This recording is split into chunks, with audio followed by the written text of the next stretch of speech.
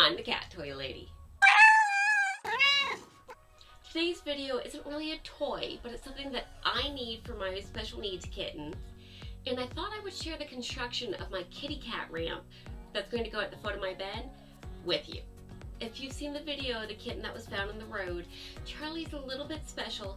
He's starting to be able to climb up on things, but the bed's still just a little too high for him. So I'm going to be making just a temporary ramp that he can be able to use to be able to get on the bed. This by no means is going to be a long-term solution for Charlie, but it's going to let me know as he's growing if he is going to need stairs or anything like that at the foot of my bed, or if just while he's a kitten, he needs something. And of course, I'm using an Amazon box. So I'm going to start breaking down the box. I'm going to be leaving 3 sides all together and just removing one side from it, one of the long sides.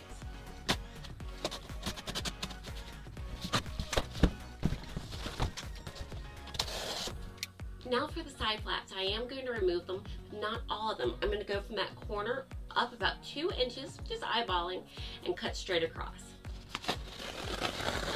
Yeah, I know it's a little wavy. Like I said, it's temporary. I'm not going for looks on this. We're going for function. And yes, if you want it to be pretty, you can measure it. You can cut a straight line. Just not in the books today. Remember the 4 smaller flaps we cut off? We are going to make those into our braces for underneath. So this is what I'm going for. I used my ruler and I found the width of it, which is 1 1/4 inch, and I made a line. And then I made 4 sections. The top section with the squiggly line, we're cutting off. So I'm going to go ahead and do that real quick. So for these other sections, I'm just going to put a light score on the lines. That way I can just use it to be able to fold instead of cutting all the way through.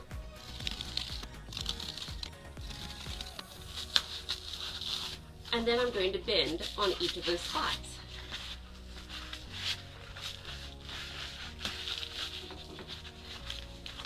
So now that there's a bend, you can see it makes a square.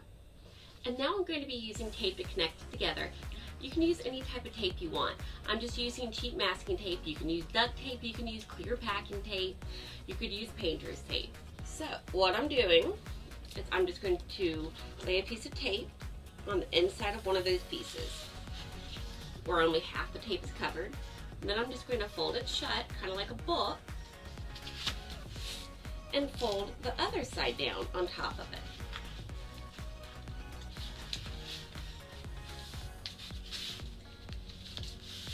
And press it together really well.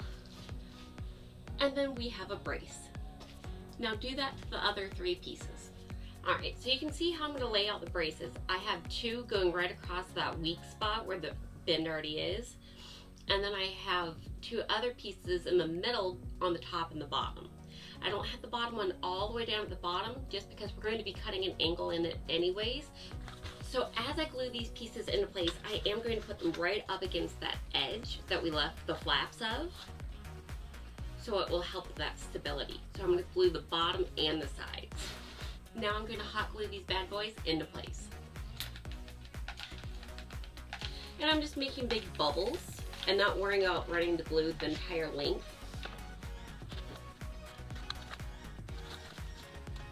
Now that the bottom's glued, I'm going to glue along the side. I'm going to just do the blobs of glue, just like I did before, and then press and hold.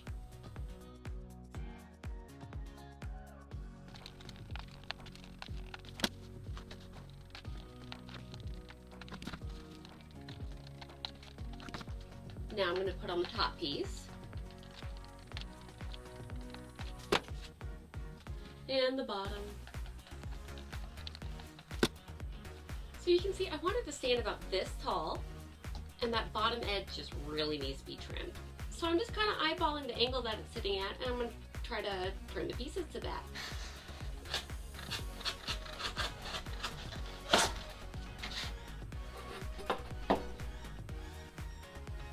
So that angle was about right. So I'm going to use the piece I cut off on the other side, that way they match.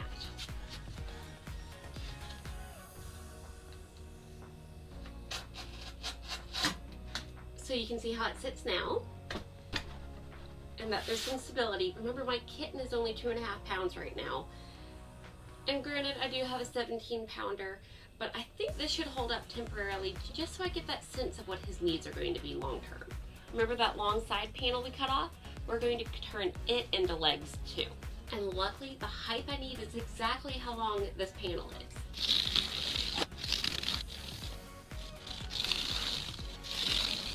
One piece is trimmed off. I'm going to fold it.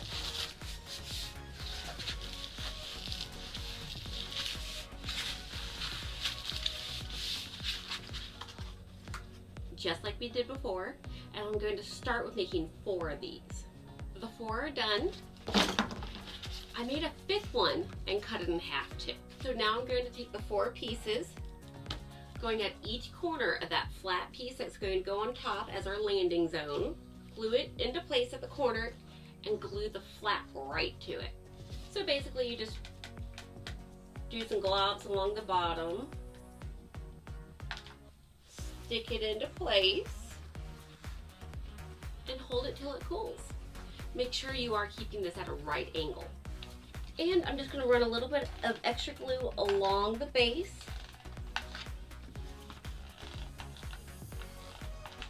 And I just glue that flap into place.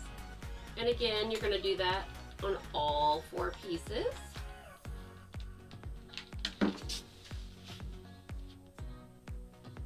And those extra pieces I cut off, I'm going to use those as my support brackets now. I'm just going about halfway up or down and gluing them in place.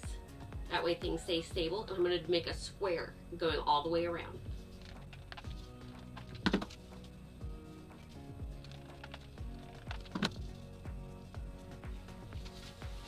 And I tore off the excess that I don't need for it running side to side, because remember, it's not quite as wide on the width as it is for the length of the pieces. So I just took off about 2 inches off this bracket. I am going to set it closer towards the ground by about 6 inches, 5 inches, just to help with some of that stability.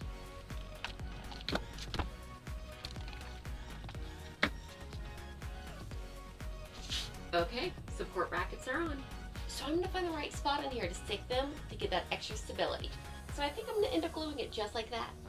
I'm not going to worry about cutting the top at an angle. It's just going to sit the way it is, glued up against the wall. When I say wall, it's really that support beam, but it's going to be glued to it. Big blob of glue.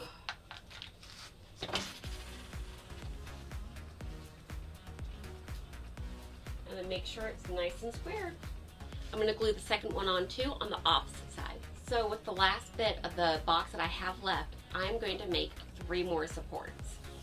One is going to go on the back side of this big leg, on the outside of this leg. It'll let it sit flush and go all the way till it bumps up to the back side of the ramp. I'm actually going to do 2 of those. And then connecting these 2 pieces together, also for stability, I'm going to put 1 more piece. So first, I'm going to put glue on the piece that's going to bump up underneath.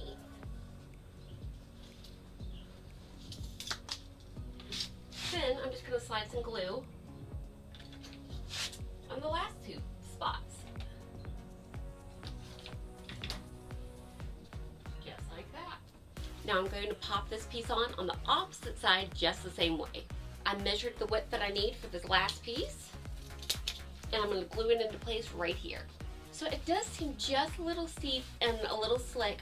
So I have some junk pieces, as you can see, that were left over from an old scratcher. It's just cardboard cat scratcher. You can do this with just any pieces of box.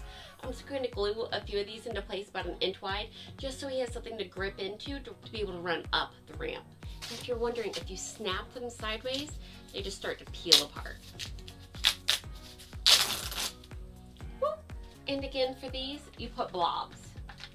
You don't want to just run a string.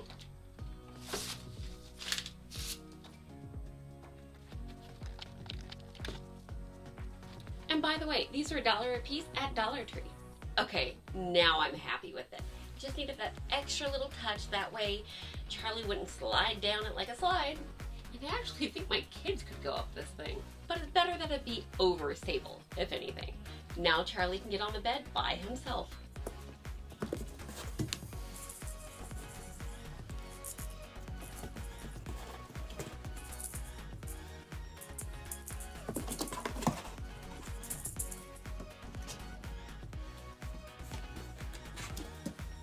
So I know this isn't a build that's for everyone. It is very specific for the older kitties and the handicap, but you never know what you can make from an Amazon box if you need something around your house.